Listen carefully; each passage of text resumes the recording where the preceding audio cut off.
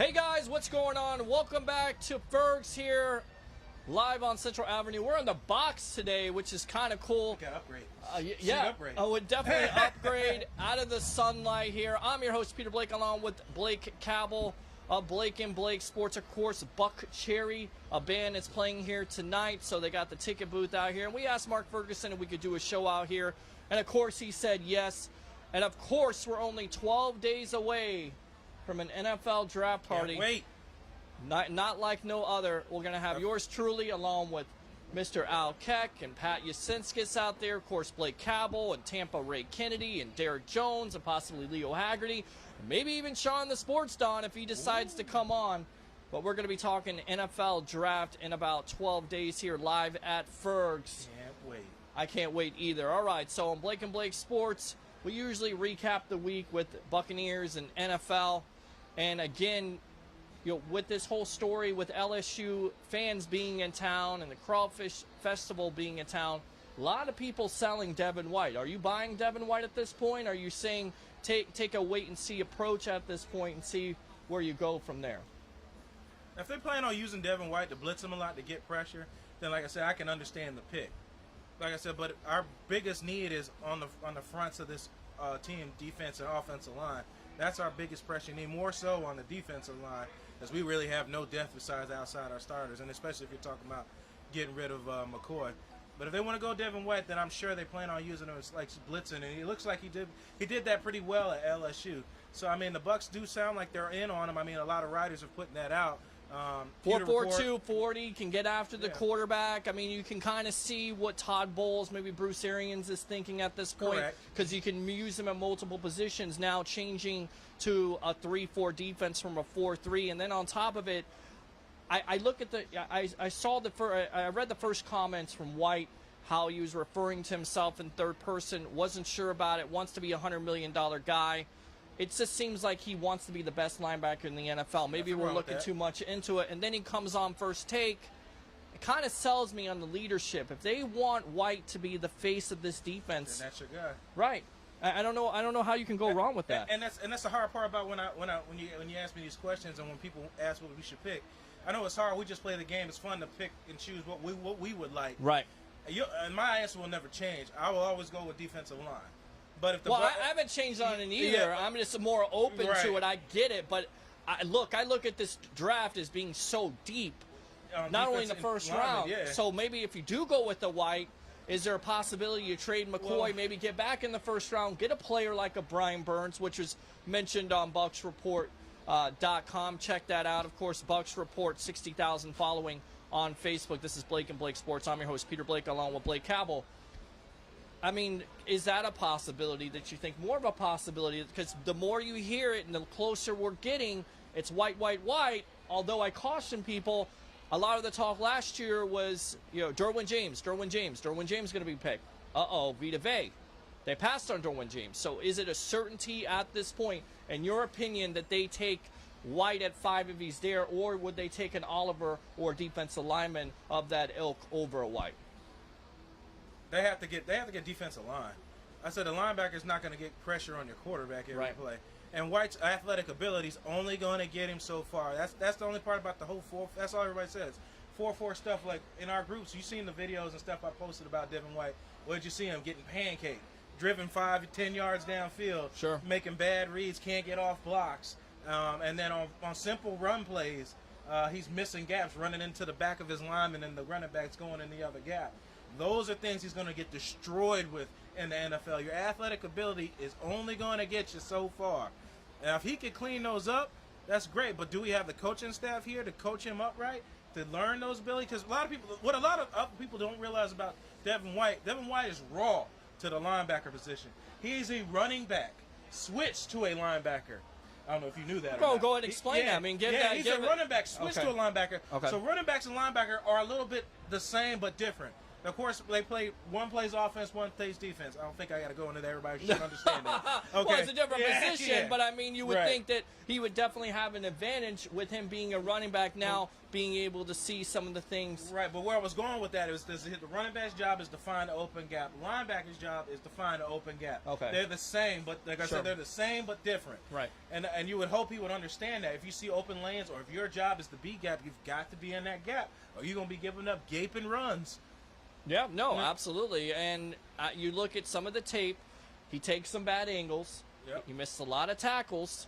Gets hammered in the run game. Right, because he is so he's a big guy to a certain degree, but he's still a little bit smallish, and you still wonder, again, is he the guy that's going to be the face of this defense? I look at the interview, go back to the first take interview. He said all the right things. I'm impressed by him, and I could see where the Bucs are going. But then again, you look at Ed Oliver, and I still think you could throw out 20 scenarios where a lot of people don't know if Kyler Murray's going to be the #1 pick. Well, of course, then the dominoes start to fall because Kyler Murray's visiting with the Redskins. Would the Redskins trade up? With the Cardinals, with Josh Rosen still being on the roster and him showing up to camp, is there a possibility they keep him? Is this a smokescreen? In your opinion, is Kyler Murray the #1 pick at this point? And then there's a possibility where San Francisco would possibly trade down. Is Kyler Murray? I mean, right now, that's his guy. The coach, Kyler Murray, that's his guy. And unless they've already found a trade partner for Rosen, then they could definitely make that move. We won't know that until draft day around that time. Right.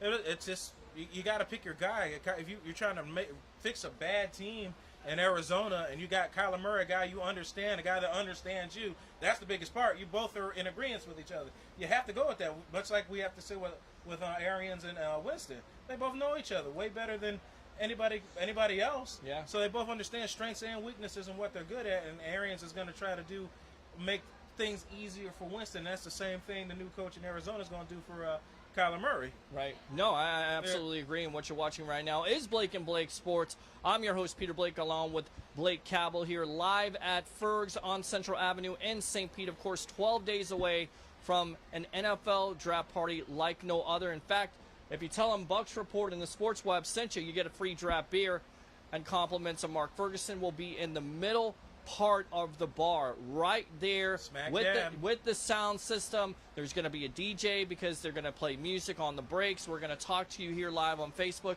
They're going to be able to hear us, and then when that draft pick happens, you're going to hear that response, and that's what I always love about Fergs. It's the atmosphere, it's the fan response. We're down here with Ray Kennedy during their first draft. You're right. Mark Ferguson comes to me. Look, I've always wanted to do this. Are you serious? It's going to be us. Right. It's going to be us at Ferg's, April 25th, starting at 6 o'clock. I know you're going to be here early. I'm definitely going to be here early. We got a lot of upgrades, and you really don't have anything to do on draft night besides watch the draft, get on Facebook Live, because there's not another draft party that's streaming. They're not doing what we're doing, and that's okay. They can do what they want. Look, if you want chocolate and vanilla ice cream, go to those parties. But if you want a little rocky road in your life, come to our draft party here on the Sports Web, Blake and Blake Sports, because it all makes sense, and it will all make sense the next those 2 nights on the 25th and also the 26th, and most likely we'll be out here on Saturday again because the draft is going on. So we got you covered here, NFL draft time. Now, you spoke about Winston.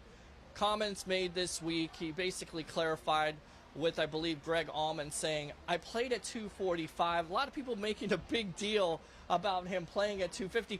Guys, that's only 5 pounds of muscle. I mean, this is what I'm talking about with the slow media cycles, and I get it, we're looking, for stories. But what are your thoughts on that? Because much has been made about him playing at a bigger weight, but honestly, he's only 5 pounds over. That's a 2-part answer. I'm gonna speak on Winston. I'm gonna speak on the way people react to it. Playing that, if he wants to play at that weight, he's probably because he probably wants to be a little heavier so he won't get pulled down and sacked as much, and probably can break a little more tackles, and maybe he can put some more drive on the ball. Or he just wants to put on more muscle. That's on him. If it works body for him, armor, because he's had injuries the last couple years. And he might be thinking like that. You hope that the offensive line can protect him so he doesn't necessarily have to worry about that. They got to improve the offensive line because it always starts with the lines. And that's why you go back to your point with drafting a defensive lineman or offensive lineman, especially in this year. But a lot of that's Yeah, it's not a big deal. 5 pounds, I don't think it's going to stop him. And I look for great things with Jameis Winston, but you don't expect anything less. The man is putting in the work. Right. The man's work ethic should never be questioned. I'll never forget what Dirk Cutter said. He said, remember, it was like 5 o'clock in the morning. It was foggy outside. And he said he looked out the window. He thought he saw something out there. And he sees a parachute running back and forth. And he says, Winston out there running wind sprints. Early before the coach got there. For anybody's at the facility, he's working. But we all know that. Well, most people that follow the Bucks, all the time know that. But the other part, like I said, with the media, they're looking for stories. And there's a lot of media people that don't like Winston for whatever reason. I don't know why. Well, I mean, you have the talking heads this week are saying Haskins to number 5. Yeah. I mean, and there's talk of Haskins going down. Now, I don't know if that's media hype. I don't know if that's a team out there putting out crazy rumors to drop his stock so they can take him, because we've seen this before. Leo Haggerty had a story about Warren Sapp with his failed drug test. Actually, the Bears created some of those rumors because they were wanting Sapp to go down, and actually it turned out to be a false rumor because it is speculation season, one of the biggest poker games out there you can see in the next 12 days. I'm not sure if Haskins is that bad of a quarterback. Look, there are questions about him. 1-year starter, 50 touchdowns. That's a part of experience. Right, but Mitchell Trubisky had 14 games of starting experience. Look at how he somewhat progressed with the Chicago Bears. I think there's a lot more ability, a lot more upside with Haskins going forward. So I don't necessarily see him at 5. But look, if he's at 5, it creates another situation where the Bucks are going to get some calls from teams like the Redskins, possibly the Broncos and the Dolphins. They're going to call at 5. There's no doubt. Right. Oh, the other part I just thought about, we talking about the rumor playing game. People forget so fast. Remember Tunsil, the offensive tackle. Who can forget Laramie Tunsil? Yeah, because the rumor, the video of him smoking weed in the gas mask, that doesn't evolve until draft day, and ultimately it did hurt him because he slid. I think he slid out of the top 10. He did slid out of the top 10. I think he went like 14 or something. It ended up being his stepfather that did that. That posted that video on draft day. Unbelievable.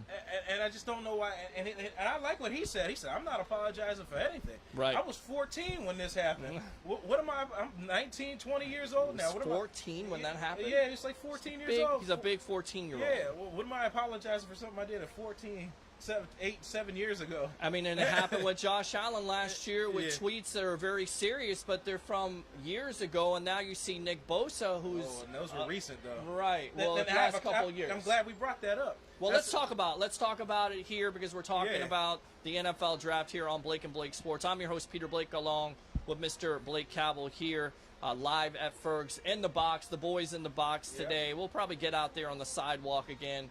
But, it's kind of changing. I do, too. It's a little bit more organized, although we can't see the fan. We can see the fans walking by, but they're not getting in our shot. But they have a crawfish festival going on. You want to get some of that crawfish? Yeah, absolutely. I'm going to get you on video eating his first I love crawfish. I love it. Let's do some interviews. Let's eat some crawfish here on the Sports Web and Blake and Blake Sports. Give me some thumbs up if y'all like my new sunglasses. I'm going for the Von Miller look. Is it working for me or is it not working for me? I'm trying to go for the Von Miller look. Peter wears his glasses. And I try to put on some little nice glasses here. I got these off the internet. Everybody thinks they're sunglasses. They're really not. They're reflective lenses. So every time the sun hits them, I'm not trying to be disrespectful, but it's all black when you guys see it. So it's not on purpose. It's just, it protects my eyes. But anyway, I like the glasses. They're cool. See? That's one thumbs up. We're talking about tweets. Yes.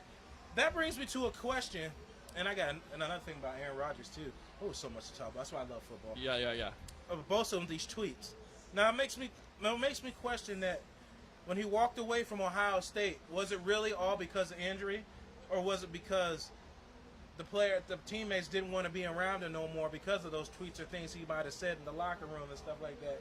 And I'm sure some of those questions will get answered later on, where somebody wants to talk anonymously.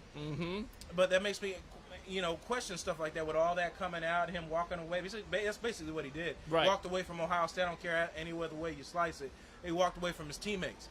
And that makes me question that happened. Maybe that had something to do with it, too. Teammates weren't feeling him anymore. People didn't want to be around him. He just said, well, hell, I'm going to top 10 anyway. What the hell I need to play with you guys for? Sure. So, absolutely. I mean... Did you see the tweets? I sent them to you. I don't know if you got a chance to look at I saw them. I mean, he said Beyonce's music was garbage. I mean, that's opinion. That's his opinion. The Colin Kaepernick stuff, I disagreed with it, but I get it. There's a reason for it. It does upset people. He has an opinion.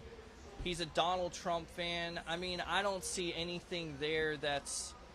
I think more the issue was everything that he could be going to San Francisco, so he's trying to basically cover you know what. Oh yeah, and predominantly your team is going to be 70% African American, right. So that'd probably be a good idea too. But the part that people were questioning if he's a racist or not, undercover racist or not, was everything that he commented about was African American that he didn't like. Right. So that's what people were like, well, why are you only commenting on that stuff? Right. That's what they're questioning. On that stuff? Right. I don't know. Every team is going to take a look at him. He's going to go through those checks and balances like a lot of the NFL prospects. To me, I'm going to tell you something. I think Josh Allen's the better player, in my opinion. Oh, you changed it now. No. I know. You're talking about the end position. At the end position, if number two, if you want to go in number two, for me, the body of work more is on Josh Allen's side than Nick Bosa. I think Bosa, prototypical defensive end, whatever else, he had an injury. That concerns me. And then you bring these tweets out, so you wonder, when that being said, Nick Bosa is brought in this week by the Tampa Bay Buccaneers. My question for you, Blake, does that mean that there's a possibility he could be there at 5? Or that scenario, once again, where it plays out, where the Bucs make a trade up, because there's a lot of people who don't talk about trade up, but they have a trade chip in Gerald McCoy. Would that be a possibility? Would they trade up for Nick Bosa? Because they're looking at him on their 30 visits, because that's come out of nowhere. Well, yeah, because I was just thinking about them drafting him here. Well, Haskins is African American, so I was thinking if this is really an issue, Winston's African American, so he's gonna have to play for a black quarterback both ways. But I mean, you didn't really have a problem with Haskins. That's what I'm saying. Right. That's what I was just thinking about. I think a lot of people make a big deal about those tweets, but again, like you said, it's not a good optic. It's just like Devin White making the comments in third person saying, I want to be $100 million. Doesn't look good. Mm-hmm. And look, the NFL scouts are looking at everything that you do, and they're using it against you. Under microscope. Talk about it with Tunsil and Allen, and there's been other prospects. Warren Sapp. I mean, ask Warren Sapp about it. That was an erroneous, right? That was the Eagles. They skipped on Sapp and picked Mike Mamula. And by the way, good job. Good job. Yeah, because he was a combine warrior. Right. And then got out to the field, looked like Tarzan, played like Jane. He didn't do nothing when he got out there. And lo and behold, Sapp is in the Hall of Fame. So, again, this is another reason why you can't go all in on the combine, because you get a lot of false narratives during that.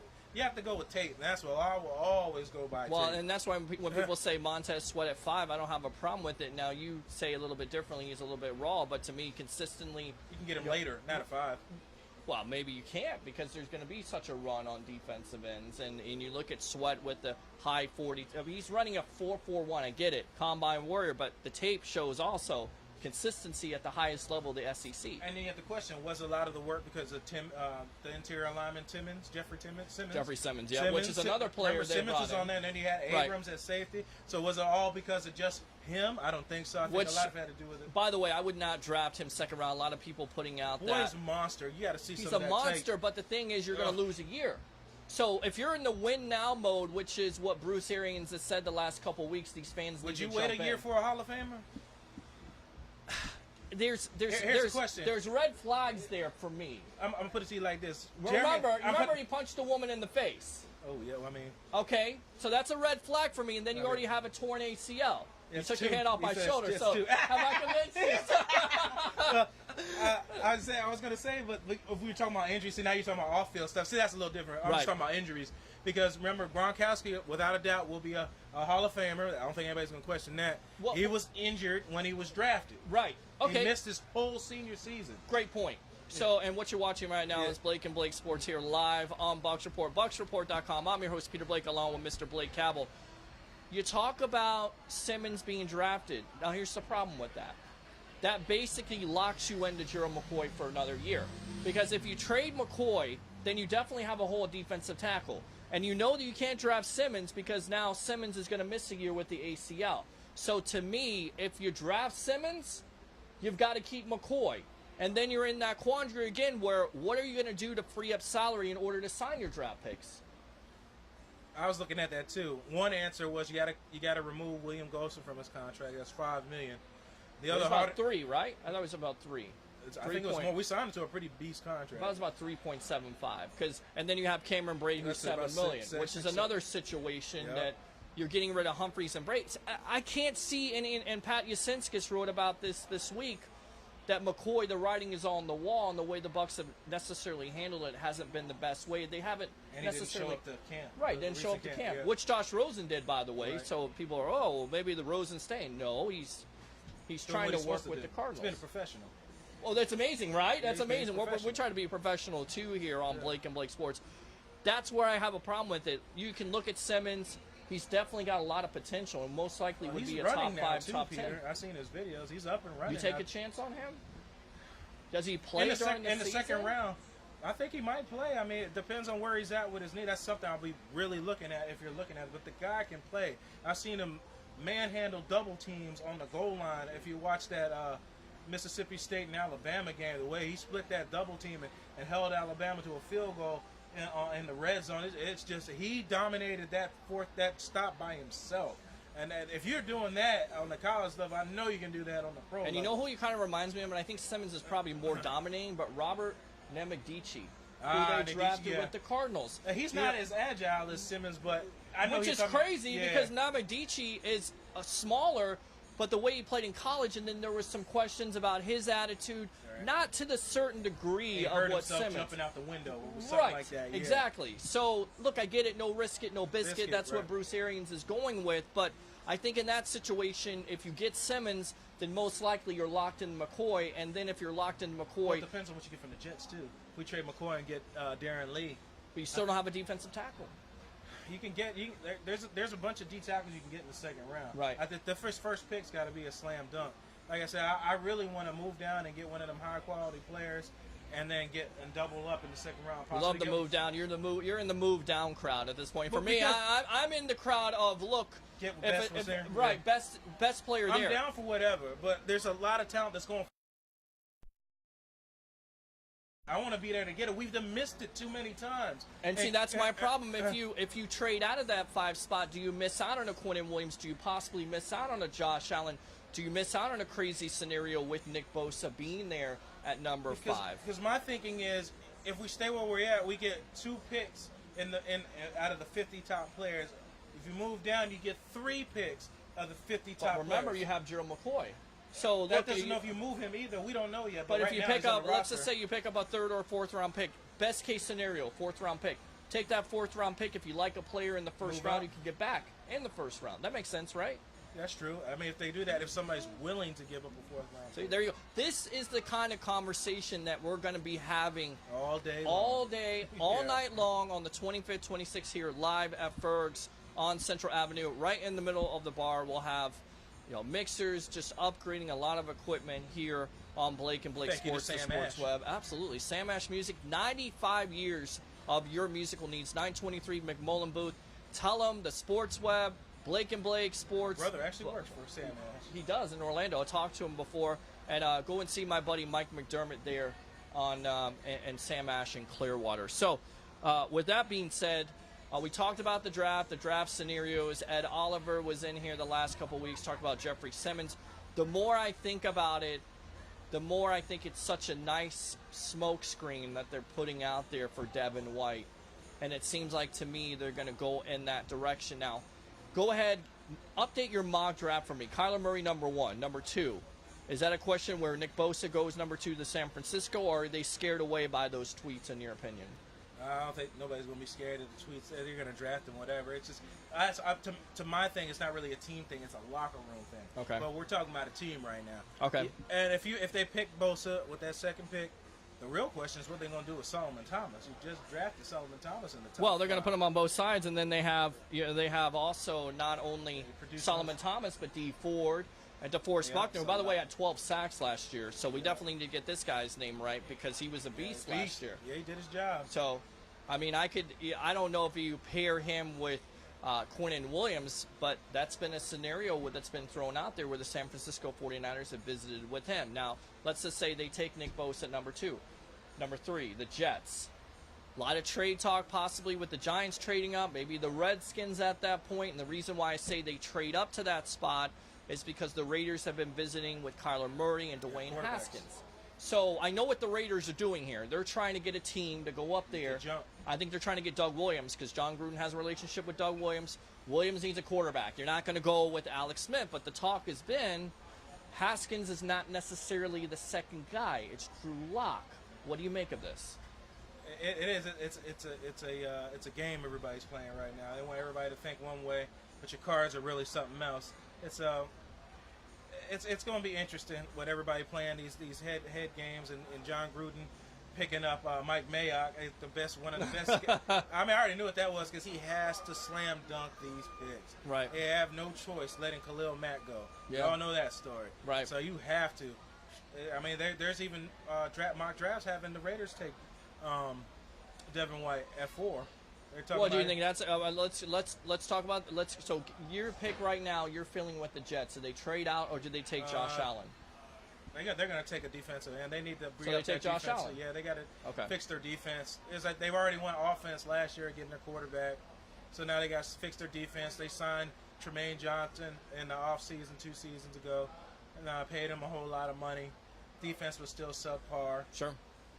So you get. I mean, it doesn't matter. Like we talked about this, it doesn't matter who you have in the secondary. You've got to get pressure on the quarterback. Force quick throws. Force errant throws. Sure. Otherwise than that, ask us. We're Bucs fan. What happens to you when a quarterback can sit back there all day? Look, 3 to 5 seconds, a quarterback can have a picnic back there. Even a Case Keenum looks like a Joe Montana or Tom Brady, right? Because he has so much time, and that's. I get it. I like Devin White. I like his leadership. I could see him being the new face of the defense. We don't need a face of the defense. Well, who's your face of the defense? We don't. Everybody always gets tight in that. We don't really need it. You don't need it. The Patriots really don't have one besides Tom Brady, and that's just your quarterback, and that goes without saying. The quarterback position. Good point. And so you just plug and play people, and everybody just do their jobs. Why we got to lean on one guy? Why don't we lean on everybody? Why don't everybody come out and produce and earn their paychecks and do what they're supposed to do instead of relying on, the defense is not working. It's got to be because what's the name's not getting in the locker room. It's really not his job to get on them in the locker room. It's their job to do their job because they're grown men and they're professionals now in the National Football League, and they're getting paid to do a job that some of them love. It's a great point. That's a really great point. And what you're watching right now is Blake and Blake Sports. I'm your host, Peter Blake, along with Mr. Blake Cabell here live at Ferg's on Central Avenue. A beautiful place today. And we're in the box, the boys in the box, just trying something new. Of course, 12 days away from NFL draft party here on Central Avenue, right in the middle of the bar. If you say Bucs Report and the Sports Web, you get a free draft beer, which is a great thing. Keith Larson will be here, so he'll make sure that we're doing what we need to do he's definitely watching, always watching. So with that being said, you've got the Jets taking Josh Allen, number 4, where it gets tricky. You mentioned DK Metcalf, certainly a possibility, but I think Tyrone Williams, and then also having Mr. Big Chest, which we'll talk about his comments in a moment, or Mr. Big Stuff, Juju Smith-Schuster, which is a complete disgrace. He is a complete disgrace, ladies and gentlemen. Disrespectful. He is taking a page out of Dennis Rodman and Terrell Owens and Deion Sanders. Right. Well, not mixture of all of them. Right. I mean, he's trying. Arrogance. Right. He's trying to develop this personality. It's not a good look. With that being said, and the propensity, Leo word, of John Gruden wanting to look at quarterbacks, I think there's more of a possibility of them trying to get a team like the Redskins or the Dolphins to trade up to that spot, or do they stay there and take a Quinnen Williams or a White? Because White, to me, I don't think that fits, although if you look at it, defensive guy, possibly the new leader of that defense, fast, Raiders known for speed, Gruden likes speed, hard-nosed player, but they did pick up Vontaze Burfict and also Brandon Marshall. So they take Devin White, they take Quinnen Williams, or they trade out. Because whatever they do, that affects the Bucs, of course, because the Bucs pick at 5. Yeah, what's more likely of a scenario? They trade out of that, try to gain more draft capital? Do they take a quarterback? It looks like Gruden might want to move on from Carr over there, too. That's a possibility. Well, you sold Mr. Big Stuff on the possibility of Derek Carr being your quarterback. I hate that nickname, Mr. Big Chest. Right. Right, I don't get it. But Oakland's a mystery, to be honest. Oakland is a mystery. They could possibly go running back. Their running back situation ain't looking good neither. Okay, so let's say this. Let's say they trade out. Somebody takes a quarterback. Who's there? Quinnen Williams. Take Quinnen Williams. The Raiders. You got to go. They have to get a pass rush in Oakland. You lacked pass rush last season because you got rid of your pass rusher. You drafted Alden Key from LSU, and we're at an LSU party, and he didn't pan out too well last season. No. Not at all. A lot of people. I remember last. A lot of red flags. Yeah, well, right? I remember last year a lot of people were trying to compare him to Simeon Rice, a long, lengthy body, et cetera, et cetera. That's why I say comparisons are kind of asinine because you're throwing those comparisons out, but you're not really looking at the tape. You're not looking at the body of work. You're just saying, well, he's big. Like, what is necessary? Noah Spence, right, is a big guy too. He's buff and he's built up, but he really hasn't shown. He's shown a little potential, needs to show a little bit more, and that's why the Bucs are in this situation right now. So let's play it out. Let's say they trade out of that spot. Quinnen Williams is there, Devin White's there. Bucs taking Quinnen Williams or Devin White? Bucs taking Quinnen Williams. Okay, I think so too. Now, let's play it out. Let's say the Raiders take Quinnen Williams. Do the Bucs stay at their spot, take Devin White, take a Montez Sweat or Ed Oliver, or would they trade down a couple of spots because there is a quarterback on the board like a Haskins? I want them to trade down with one of those guys inside the top 10 and then draft. If they really want to go linebacker, then you can get Devin Bush out of Michigan, or you can go get your linebacker and then trade down, get your linebacker and then double up and do defensive lineman in the second round. And some of those guys are going to fall. Dexter Lawrence, Jeffrey Simmons, even possible one of the safeties, Nasir Adderley. You know the last time a middle linebacker was drafted in the top 5? Roquan Smith. No, he was 8. He was 8. You said top 5? You have to go all the way back to 1993. And Marvin Jones from Florida State. Oh, Lord. For the Jets. That's a long time. I mean, and that's what I'm saying. Like, it comes down to, what's the most important position? Is it linebacker? And I get it. You can blitz him and do a lot of creative things, which I could see them doing. Because Todd Bowles, remember, drafted Darren Lee. We could also trade for Lee. But he hasn't been too premier either. Right, but then again, if you go with White, and again, I don't necessarily have a problem with it. I get it. I would like a pass rusher. You have to get a pass rusher in the second round. Got to. You have to address this line. Right. This is the year to do it. If any other years to do it, this defense is Tell them for the people in the back. Defensive linemen. Thank you. This is the year to do it. We keep whining, we can't get to the quarterback. Oh, he's got so much time to throw. And then you guys are talking about drafting wide receivers and everything but what you need to draft. Even corner. We had Darrelle Revis here, and you still couldn't stop anybody. Why? Because you can't get to the quarterback. It's proven fact that if you have Richard Sherman in his prime, Darrelle Revis in his prime, and he give the quarterback 7 seconds to throw the ball, it doesn't matter who's in the secondary. It does not matter. The Giants beat the Patriots both times with third-string corners. Yes. Third-string corners, and again, it starts. And Blake Cabell here, bringing the passion and bringing the excitement today. I love it. I love it. And he's got it doesn't matter, Jabroni. And you're on Blake and Blake Sports. Matter. I'm your host, Peter Blake, along with Mr. Blake Cabell here live on Bucs Report. You hear Mark Dominic's comments. He says, well, you have to address the secondary. Mark Dominic wasn't good. You know why? Because he addressed the secondary. You did address it, buddy. He didn't address the line, but it didn't work out. That's where we are. Right. Thank you. He drafted Adrian Claiborne and Daquan Bowers. That didn't work out. You drafted Brian Price. I get it. He was trying to do CTE with Brian Price. That's sad, that situation. Right. They tried to address it, but then you go, well, we'll draft Mark Barron, and we're going to get Darrelle Revis and Eric Wright. And people are like, well, we should address secondary. Let's go get Greedy Williams. Well, again, who do you have rushing the passer? Get it, JPP played well last year, but he's no spring chicken by any means. You have Carl Nassib. This is a short-time fix with JPP. Right. That is all that is. So you got a chance to get somebody premier. I think you got to take advantage of it. And I don't have a problem with it. Hell, if you slam dunk this draft with defensive linemen or get the right picks, hell, you can use JPP as trade bait. Yeah. He's still got something left in the tank. Well, let's not get crazy here. I'm just JPP this year, and then you look at it. Advocate. Right. There's options here. Right. Because he's getting paid a whole lot too. He's in the 13+ million a year club too. Right. Which is another reason why we're in the situation we are in now. Sure. Is that's $26 million between two players on your defensive line right there with him and McCoy just in themselves. Percentage that McCoy is back.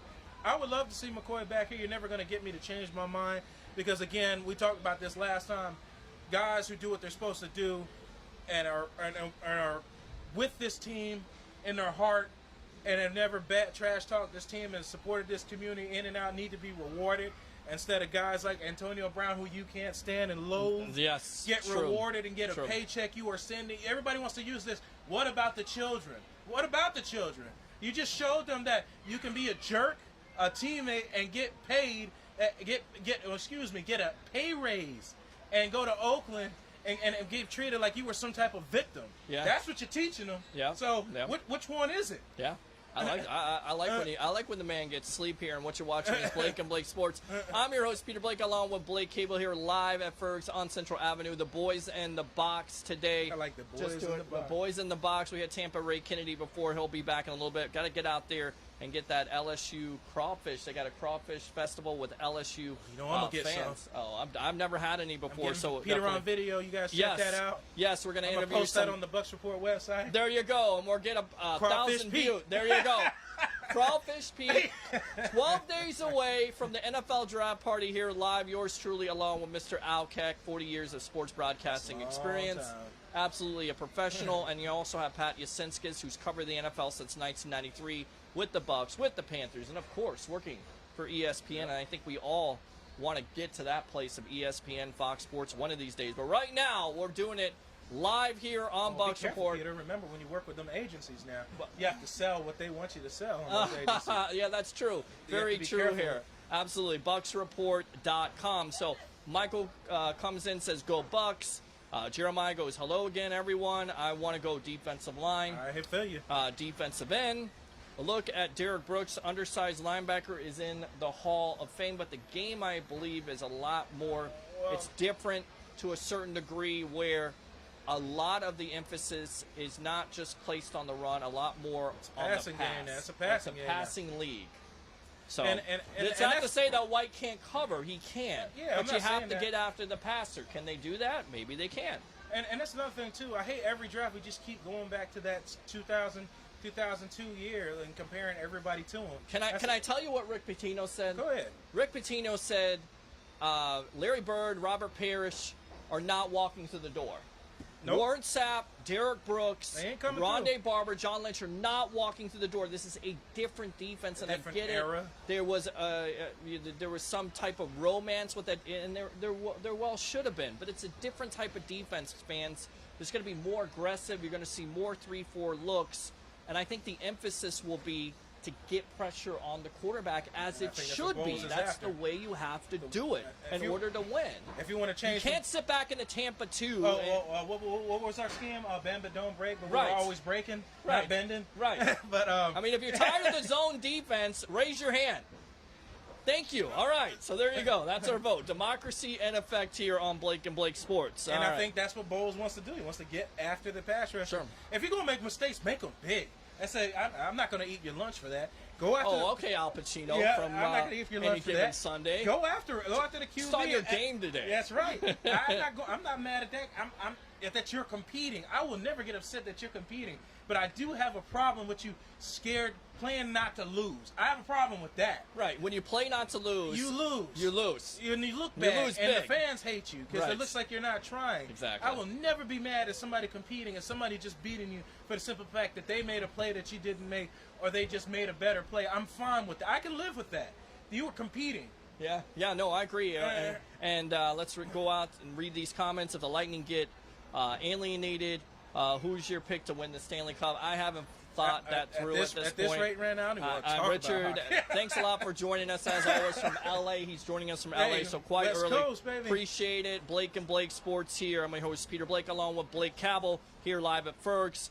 I don't see a team willing to trade for McCoy and pick up his contract. Do you think that's a possibility where if they do fill that need with defensive tackle, either in the first day or the second day, that you could see McCoy cut.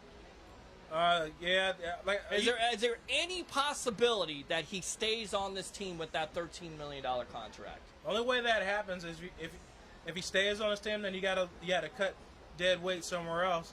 And the question is where and who. Right. And there's a lot of people there's not too many people that amount that big of a contract that you could cut 2 people. It's going to have to be at least 3 people to make up that contract. Yeah.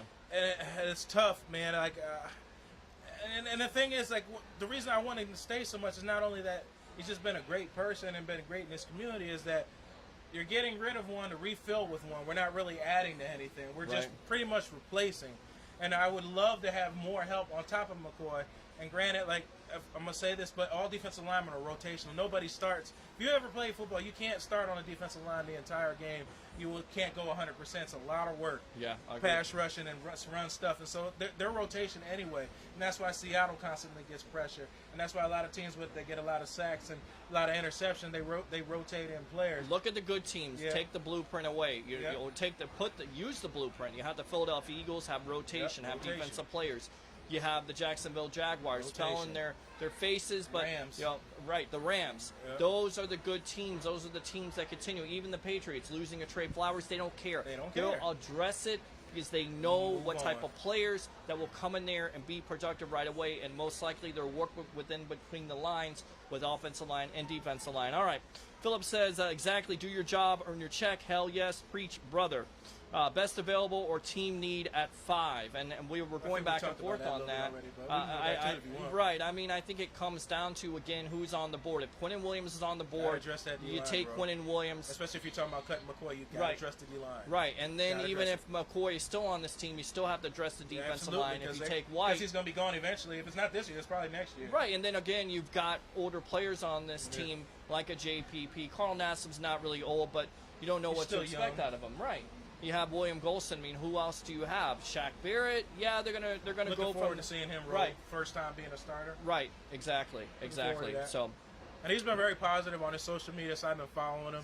Philip says this, and this was another prospect that's being looked at. Well, we talked about him before. I'm not too high on him. In fact, Josiah Polite. Is it Polite or Polite? Polite. Like I said, Polite. Well, he hasn't been polite in his interviews. And then on top of it, he goes to his pro day, hurts his hamstring again, runs a 4.96. Ouch. That's a first-round pick? Nah. Nope. I said most draft boards, they have him sliding to the 3rd round. Wow. Which is possible that could happen, too. You're picking him up. It's where his head's at. I don't know what's going on with him. Like I said, I seen him down when we had our football game down there in Tampa. He looked like he put on a little pounds. He's got some size. He's bigger than I thought he was. He got some size on him. Maybe it's because of eating too much McDonald's Taco Bell. Taco Bell, either one.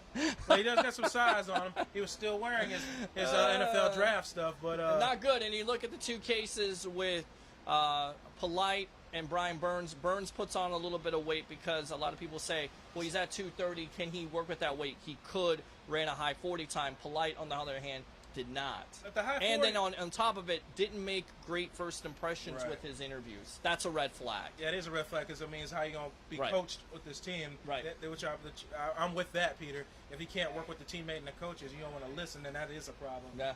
That is. We don't need those type of guys. We're changing done the with culture that. here. We're done with that. Whether you have the coaching or not, you don't want those type of players. Especially if you can avoid it. Exactly. And with Burns being at 230, the only concern when you got players lighting the rump that much is in run support. You get pushed out of the way because you're going up against offensive linemen that are 300 plus. Right. You got to shed. Yeah. You got to play both sides of the game. It's not just getting after the quarterback, but it's also doing both. Because if you're not doing both, then basically you're just a 3rd down specialist, which is not bad. But that's not the type of player that I want to draft in the 1st round pick. You can get a player like that in the 2nd, 3rd round. Yep. So I mean, and we're live here on Blake and Blake Sports. I'm your host, Peter Blake, along with Blake Cabell here live on Bucks Report. 60,000 following on Facebook and bucksreport.com. Check out all the content there, your great Bucks content. Now, we can grab Polite. Bro, y'all don't realize how nasty he is. Oh, if you've watched this show, you've heard me preach about it. Because someone's going to steal that man and have a beast. I mean, you can have a 4 top 120 players staying put, 2 to 3 top 50 if we trade. man, they got to hit this out of the park. Yep, Those are my defensive linemen. But again, have I convinced you about Polite? Because you've been a fan. You've been on this bandwagon. If you watch this show, who is that? You love it. That is Philip Collier. Philip, if you watch this show. Very good Texas, by the way. Thanks a lot for tuning in to Blake and Blake Sports. Continue to tune in here. If you've watched this show, I've agreed with that point 100%. Now, with that, what Peter just said, with the interviews and having a bad attitude and stuff like that. Well, the 40 time was worse than the combine. You think he would be prepared for it? He hurt himself again. 2 times you failed. Strike 3, you're out. Strike 1 and strike 2. Strike 3, you're out. So, now you're posting red flags now. So, yeah, absolutely here, and we're live here on Bucs Report. As a fan has just stopped by, seeing what we're doing. We're doing Blake and Blake Sports. I'm your host, Peter Blake, along with Blake Cabell. Richard says if we trade back and get more picks, wouldn't we need more money to sign them? No, because everything is slotted now with all these rookies when you trade back. If you didn't pay much attention, you notice first-round quarterbacks aren't getting $100 million from the get-go. I think Stafford was the last one, or Bradford. I think it was Stafford. They got the last huge deal. But that's why they made that cap for rookies now. So, like Peter just said, there's already a slot. Everybody's got to have that slot of $10 million and some change for your rookies. Yeah, that's slotted now. So you got to have that. So there's no question about that. Sucks having no money, but it was spent. So he says, Philip says it stinks not having no money, but it was spent so pathetically and wrong. I don't necessarily. I think the Bucs have had young talent. They wanted to take care of their players. And look, you don't necessarily have to go in free agency and get the big names. You may get these players one-year contracts, and they may blow up, and then you have a good problem that you have to handle next year. And then on top of it, with these one-year contracts, if they're not productive, then basically you can just cut them loose and you'll have more cap available next year. But a lot of the salary is going to come off, and a lot of it has to come off because, again, the Bucs have to sign their draft picks, and that's why I think McCoy is going to be gone. Yep. I don't think there's any way. Jeremiah says we should have drafted Derwin James. Just saying, that's been a popular You can't be opinion. last in the league in pass rush and draft a second. There, we just talked about that. If Haskins is available at 5, why not take him as an insurance policy for famous Jameis, especially considering he's in the contract year? Let me answer this question, Mike, and you always put out some good text messages. He tunes in every night to the evolution of sports talk television, the sports web. The reason why you don't do that is because your defense gave up 29 points last year. Points a game. You have an opportunity to get a pass rusher. You don't need an insurance policy. You have the quarterback here. That is Jameis Winston. I believe that. I believe Bruce Arians is going to turn that around. I do not draft a Haskins. For what? And the same thing again? And that's what a lot of talking heads nationally have said, that the Bucs should go with a Haskins, draft him for an insurance policy. And I say hogwash. What is the problem with the Tampa Bay Buccaneers? First and foremost, the offensive line giving up 30 sacks a year average ever since Winston's got here. Only 1 year a running back has had 1,000 yards. Every other running back, no running game. 800 by Peyton Barber. That's why he's most likely going to start. Your offensive line is terrible, okay? Your defense is even worse. 26 points average they're giving up to teams, 29 last year. It's clear what it is. It's defense being the biggest need on this team going forward, and you have to address that situation. So I don't agree. Mike, though, thanks a lot for tuning in. What is the average in the league to win games? Was it 23 points or something like that? So let me get this straight. We're averaging 26, but we're giving up 29. Right. So even if you score 4 touchdowns, guys, it's not enough. It's not enough. And it wasn't enough the last game of the year. Atlanta beat them on Matt Bryant, and they scored over 30 points. Yep. 34-31. That's the type of games you're losing. So it doesn't matter if your quarterback is throwing for over 300 yards consistently or even 400 yards. The offense is there.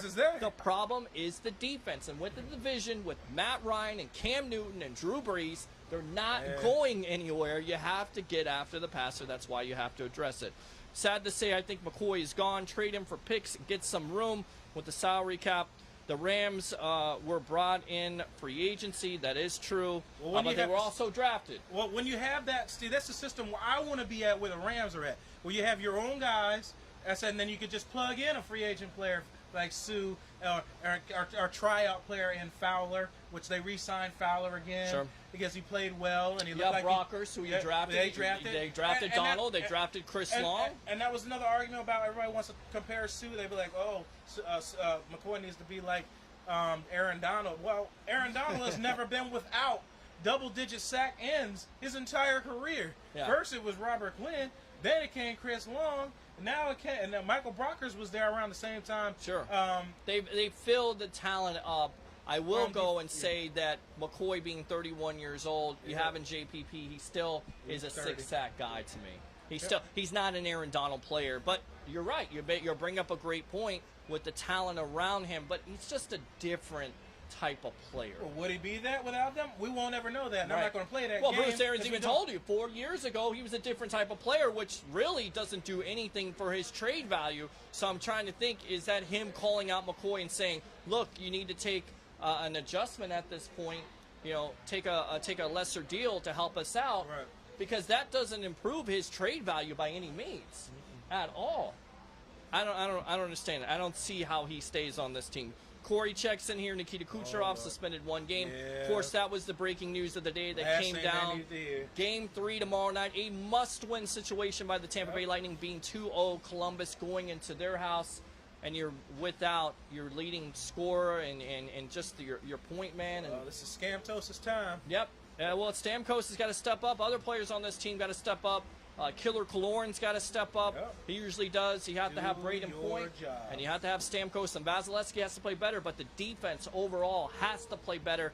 You have to alleviate those sloppy turnovers. And Victor Hedman just does not look the same. You have Strawman, who's hurt. Can't compromise your goalie. Guys got to stay. Guys got to step up here. It's going to be tough. Is Gerald McCoy a big question mark? To me, he's a big time question mark because not only his salary, but he's on the wrong side of the. He's on the wrong side of 30 though, and only 3 out of the 9 years he's been able to stay healthy. Right? It's a business decision. I get it. There's a lot of, fan attachment to him, and that's fine. And maybe he goes into the Ring of Honor eventually because Jason Light mentions that. But I just don't see a future here unless they can create some salary some way, and that would be at the. Mike Evans has tried to help too. Right, but that really didn't help. Not that too was much, just a, but he's trying. There are players trying, and the Bucks are trying. The secondary needs to be rebuilt. I think overall they look at Carlton Davis and Vernon Hargreaves as being the future. Drafted 3 DBs last year. Right. MJ Stewart is a safety at this point, but Carlton Davis, Vernon Hargreaves, they just need to get a nickel guy. Talk was Morris Claiborne. They could address that in the draft. That defense Lonnie Johnson Jr. from Kentucky being talked about this week. The hurt to the defense and secondary was Vernon Hargreaves going down injured. That hurt a lot. Elijah says, but giving up Quan Alexander is still a hard pill to swallow. I don't understand why. Well, and I don't like the word giving up. He didn't want to stay. He didn't want to be here. Yeah, so the word giving up, I don't like. Look, he was going to earn a certain salary. The San Francisco 49ers were going to pay him $14 million. Now think about this. A lot of fans out there, Quan Alexander, emotional leader, great. How many tackles did he miss? 78 tackles? Leading the league. Right. And then you have a defense that, record-wise, 22-24 with them, 3-15 without, but still one of the laughingstock defenses, and this is why I say, well, you get rid of McCoy, you get rid of Alexander, you're starting over. You need to start over. The defense was pathetic. Put them on it. Right. What are we talking about here? Goodness gracious. Blake and Blake Sports, I'm your host, Peter Blake. You want to give him $14 million. Blake Cabell. I don't understand it. I don't get it at all. But, again, people will be persuaded and say, well, they lost Humphreys. Okay, they lost Humphreys. We're not going to pay Humphreys $9 to $10 million to be a third wide receiver. He deserves a chance somewhere else. Right, he does not fit the system. Quan Alexander, they were only going to pay him so much money, $8 to $10 million. Here's a player that's coming off an ACL injury. I'm not going to pay him $14 million. That's a risk that John Lynch has taken. And he has the right to do that because he kind of got to losing Reuben Foster. Well, Foster is another story, which he will not be suspended. Redskins got him for nothing. What is the NFL? What is the NFL thinking by not suspending Foster? I don't know. We can talk about that a little bit. We got to wrap this up though because we got to get out of here. They're going to be getting the Buck Cherry show going on here about 6 o'clock. Right. Let's see here. Lightning will win 4 straight. Corey says, I'm not a hockey fan. Sorry, guys. It's okay, Jeremiah. We'll make you one. Did the Bucks trade Jameis Winston? No, they did not. That was a stupid April Fool's joke. And speaking of a joke, the comments by Antonio Brown, Mr. Big Stuff or Big Chest or Hulk Hogan, whatever he wants to be at this point, Scott Steiner, what do you make of it? I mean, it just makes him look bad. Is there anybody in that Raiders organization that can basically tell him be quiet. Peter's line, just shut up. Just shut the hell up and play. Seriously, and you're a talented receiver, 15 touchdowns over. All I got to say is you better produce with the mouth you got, and you don't put up at least 1,000 yards receiving. Yeah, somebody gonna be talking some serious trash. And there's players already. Justin Reed of the Houston Texans already coming out and saying, "I want to smash this dude." Eric Weddle saying he's unclassy. I mean, basically, you're putting a target on your chest. Do we have to ask Jalen Ramsey what happened to him last year when he was saying, "Oh, I'm going to shut down all these receivers and quarterback"? He didn't have a great year at all. Oh no. And I'll tell you why. He's still good. Because the NFL is a business, which means not for long. Don't run your mouth unless you can back it up. Deion Sanders run his mouth all day long, but he could back it up. Although he couldn't tackle. He wasn't going to tackle. So, he knew he wasn't going to tackle. He'll tell you he wasn't going to tackle. The other part, what was it? We're talking about running the mouths. Antonio Brown. Yeah. What, J.J. Smith-Schuster. He handled that like a gentleman. And he said it correctly. He didn't talk trash talking back. He didn't say anything negative. He just said, dude, I looked up to you, supported you, and still supported you, and you had the audacity to come out and then talk negatively about me? Is that because I was, they announced him the most productive player on offense or something like that? Yeah, and then he's the MVP of 2018, and then he came out and provided shade, as the kids would say these days. Throwing shade. Throwing shade about how he fumbled. I think it's interesting to say this. Yes, he did fumble, and he did, he manned up to it. Right. He manned up to that. He made the mistake. He manned up. Antonio Brown has never manned up to quitting on this team when they had an opportunity at the last game of the year to at least win that game and possibly give them an opportunity. He wanted them to lose. He quit. He quit on the team, and then he shows a DM of Schuster basically being a guy that's trying to look at him and show him respect. So he looks bad all around the place. And Jack Del Rio said it best. He's going to be a pain in the ass for the Raiders. Yep. And I just wonder about this dynamic with him coming there, being as explosive as he is on the field, but off the field. Does this work out with Gruden? Because as you know, when Gruden was coaching the Bucs, he had a problem with Keyshawn Johnson. What happened? Deactivated. Oh, God, yeah. When is that situation going to blow up with all the you got Vontaze Burfict and Brown? They just have a lot of knuckleheads in that locker room. Man, but we need to get a show out there in Oakland because it is going to be a drama show. It is. I would love to see Hard Knocks. And I tell you what, let's answer one more question there and we'll get out. Has Warren Sapp said he believes the crucial part of the defense is to draft a safety? With the safeties on the Bucs right now, is that a crucial part? Do you have to get 2 already? Whitehead and Justin Evans? And then MJ Stewart's supposed to move back there as well. Is safety? Is Sapp really subscribing to that theory that safety is one of the most important? I get it. You have a Legion of Boom. Sapp hasn't played in many years, so I mean, his perspective is a little different. I think it starts up front, and it does start here every Saturday. It always starts and ends with Bucs Report. For Blake Cabell, any final thoughts? D-line, get to the quarterback. There you go. 12 days away from NFL Draft Show live at Ferg's on Central Avenue. For Blake Cabell, I'm your host, Peter Blake, giving you something to think about. We'll see you next week.